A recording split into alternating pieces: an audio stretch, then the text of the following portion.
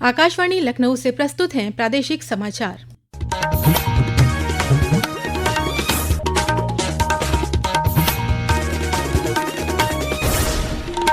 मुख्य समाचार। मुख्यमंत्री योगी आदित्यनाथ ने पुलिस स्मृति दिवस पर शहीद जवानों को अर्पित की श्रद्धांजलि। कहा, पुलिस ने कानून व्यवस्था को दी है नई दिशा।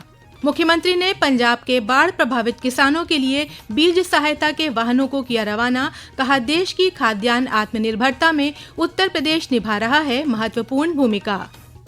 दिल्ली एनसीआर में दिवाली के बाद वायु गुणवत्ता बेहद खराब श्रेणी में दर्ज। प्रदूषण नियंत्रण के लिए पाबंदियां की गई लागू। और प्रदेश भर में कल मनाया जाएगा गोवर्धन पूजा और अन्नकूट का पर्व।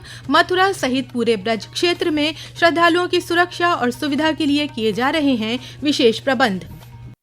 नमस्कार, प्रदेश के समाचारों के साथ मैं तनवीर फातिमा और अब समाचार विस्तार से। मुख्यमंत्री योगी आदित्यनाथ ने आज लखनऊ रिजर्व पुलिस लाइन में पुलिस स्मृति दिवस के अवसर पर शहीद पुलिस जवानों को पुष्प अर्पित कर श्रद्धांजलि दी। मुख्यमंत्री ने कार्यक्रम को संबोधित करते हुए कहा कि आज का दिन उन महान पुलिस जवानों को नमन करने का है जिन्होंने राष्ट्र की सुरक्षा और जनसेवा के लिए अपने प्राणों की आहुति दी। उन्होंने कहा कि प्रदेश सरकार शहीद पुलिसकर्मियों के परिवारों के उत्थान के लिए पूर्ण संवेदनशीलता के साथ कार्य कर रही है। उन्होंने कहा कि पुलिस ने कानून व्यवस्था को नई दिशा दी है। आज प्रदेश में त्योहारों, धार्मिक यात्राओं और राजनीतिक कार्यक्रमों का शांतिपूर्ण आयोजन पुलिस की प्रतिबद्धता का प्रमाण है। वर्ष 2024-25 में कर्तव्य की बेदी पर अपने प्राण न्यौछावर करने वाले शहीदों में उत्तर प्रदेश पुलिस के 3 बहादुर पुलिसकर्मी भी शामिल हैं। इस अवसर पर मैं सभी शहीद पुलिस जनों को श्रद्धा सुमन अर्पित करता हूं। शहीद पुलिस जन के परिवार के सदस्यों को मैं आश्वस्त करना चाहता हूं कि हमारी सरकार उनके कल्याण और उनके सभी प्रकार की सुविधाओं के लिए पूरी संवेदनशीलता के साथ सभी जरूरी कदम उठाने के लिए हमेशा तत्पर रही है और आगे भी रहेगी। मुख्यमंत्री ने बताया कि 60,244 नवनियुक्त पुलिसकर्मियों को हाइब्रिड मॉडल पर प्रशिक्षण दिया जा रहा है। पुलिस स्मृति दिवस पर वाराणसी, जौनपुर, बलिया, उन्नाव, कुशीनगर, फर्रुखाबाद, हापुड़, अमरोहा, बदायूं, मेरठ सहित विभिन्न जिलों में वरिष्ठ अधिकारियों की मौजूदगी में आयोजन किए गए।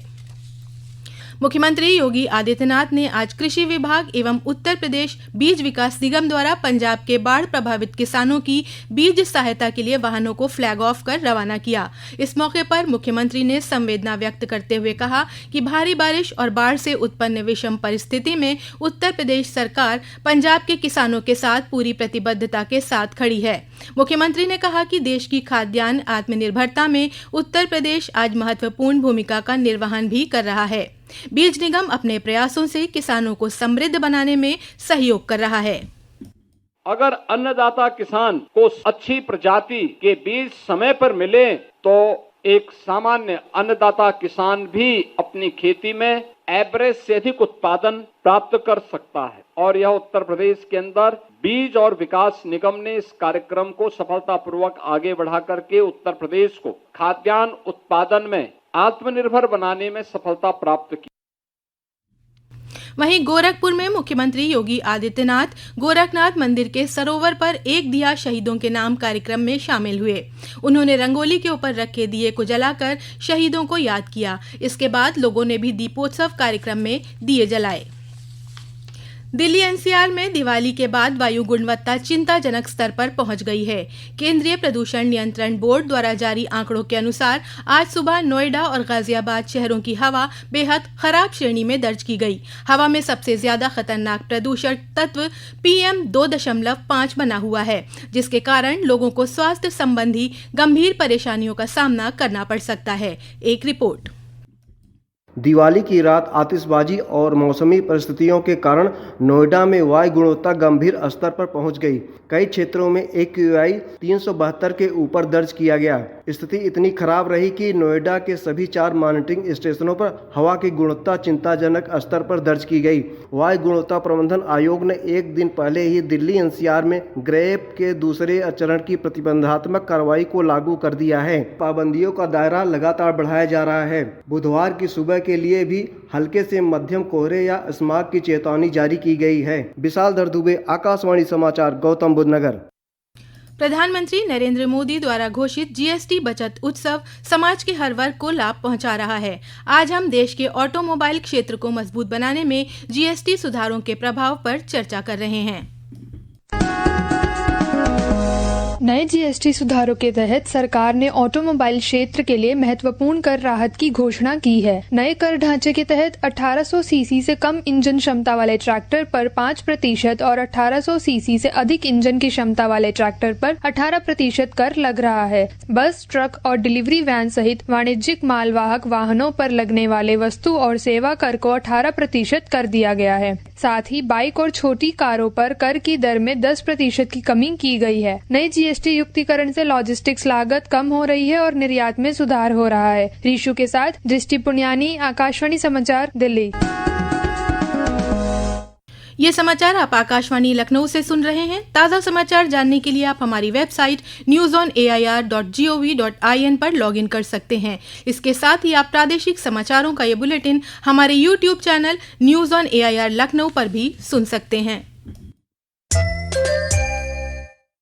दीपावली और छठ पूजा के मद्देनजर भारतीय रेलवे ने यात्रियों की सुविधा के लिए विशेष इंतजाम किए हैं। पूर्वोत्तर रेलवे के महाप्रबंधक उदय बोरवणकर ने बताया कि प्रत्येक जोन ने व्यापक व्यवस्थाएं की हैं। गोरखपुर जंक्शन रेलवे स्टेशन पर यात्रियों की सुविधा के लिए 6 यात्री आश्रय स्थलों को स्थापित किया गया है। व्यापक व्यवस्थाएं की हैं ताकि सभी की यात्रा बहुत संरक्षित ढंग से हो, बहुत सुरक्षित ढंग से हो और बहुत सुगम हो। लोग आसानी से अपनी यात्रा तय कर सकें। 5 होल्डिंग एरिया गोरखपुर स्टेशन में हमने बनाए हैं, जिसमें एक समय में हम 2000 यात्रियों को यहाँ पे वेट करा सकते हैं, ताकि उनको जब ट्रेन आए तभी हम ट्रेन की तरफ एक कतारबद्ध ढंग से ले जाएं और कतारबद्ध ढंग से ही उनको ट्रेन में बोर्डिंग कराएं, ताकि कोई भी किसी को भी कोई असुविधा ना हो, कोई अप्रिय घटना ना हो।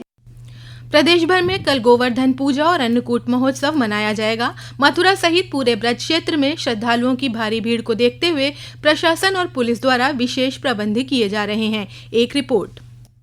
गोवर्धन के प्रमुख मंदिर दानघाटी, मुकुट मुखारबिंद और जतिपुरा मुखारबिंद में दूध से अभिषेक किया जाएगा। श्रद्धालु गिरिराज महाराज के चरणों में अन्नकूट का भोग समर्पित कर 7 कोसीय परिक्रमा करेंगे। गोवर्धन पूजा के दौरान पुलिस द्वारा सुरक्षा व्यवस्था पुख्ता की जा रही है। भीड़ भाड़ वाले इलाकों में पैदल गश्त, संवेदनशील क्षेत्रों में और घाटों पर अतिरिक्त पुलिस बल की तैनाती के साथ ड्रोन से निगरानी और यातायात व्यवस्था पर विशेष ध्यान रहेगा। मोहम्मद उमर कुरैशी, आकाशवाणी समाचार, मथुरा। दीपावली के बाद कल मनाए जाने वाले जमघट पर्व पर पतंगबाजी का रिवाज है। पतंगबाजी से कई बार विद्युत आपूर्ति बाधित होने की समस्या खड़ी हो जाती है, जिसको देखते हुए विद्युत विभाग ने गाइडलाइन जारी की है। एक रिपोर्ट। लखनऊ विद्युत वितरण प्रशासन लेसा के अंतर्गत आने वाले विद्युत नगरी वितरण खंड नीबू पार्क के अधीक्षण अभियंता के चौधरी ने बताया कि लोगों से तार और मांझे वाली पतंग नहीं उड़ाने की अपील की गई है। उन्होंने हाई टेंशन लाइनों से दूर रहने को भी कहा है। पतंगों का मंजा वगैरह है उससे तारों पर न करें, जिससे जो है विद्युत बाधित हो, इसलिए उससे दूर रहें कृपया करके। विद्युत विभाग द्वारा जारी गाइडलाइन का पालन कर लोग बिना विद्युत आपूर्ति बाधित किए पतंगबाजी का मजा उठा सकते हैं। आकाशवाणी समाचार कक्ष से दीपाली सिंह।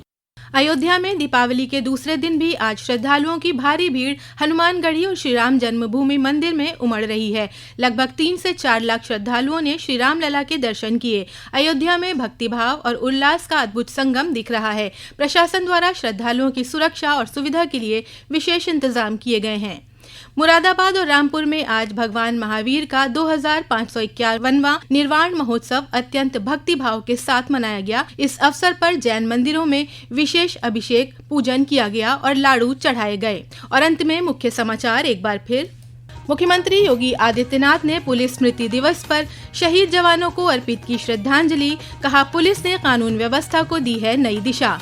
मुख्यमंत्री ने पंजाब के बाढ़ प्रभावित किसानों के लिए बीज सहायता के वाहनों को किया रवाना। कहा, देश की खाद्यान्न आत्मनिर्भरता में उत्तर प्रदेश निभा रहा है महत्वपूर्ण भूमिका। दिल्ली एनसीआर में दिवाली के बाद वायु गुणवत्ता बेहद खराब श्रेणी में दर्ज। प्रदूषण नियंत्रण के लिए पाबंदियां की गई लागू। और प्रदेश भर में कल मनाया जाएगा गोवर्धन पूजा और अन्नकूट का पर्व। मथुरा सहित पूरे ब्रज क्षेत्र में श्रद्धालुओं की सुरक्षा और सुविधा के लिए किए जा रहे हैं विशेष प्रबंध। इसी के साथ प्रादेशिक समाचारों का ये बुलेटिन समाप्त हुआ। अगला बुलेटिन रात 8 बजे FM पर प्रसारित किया जाएगा।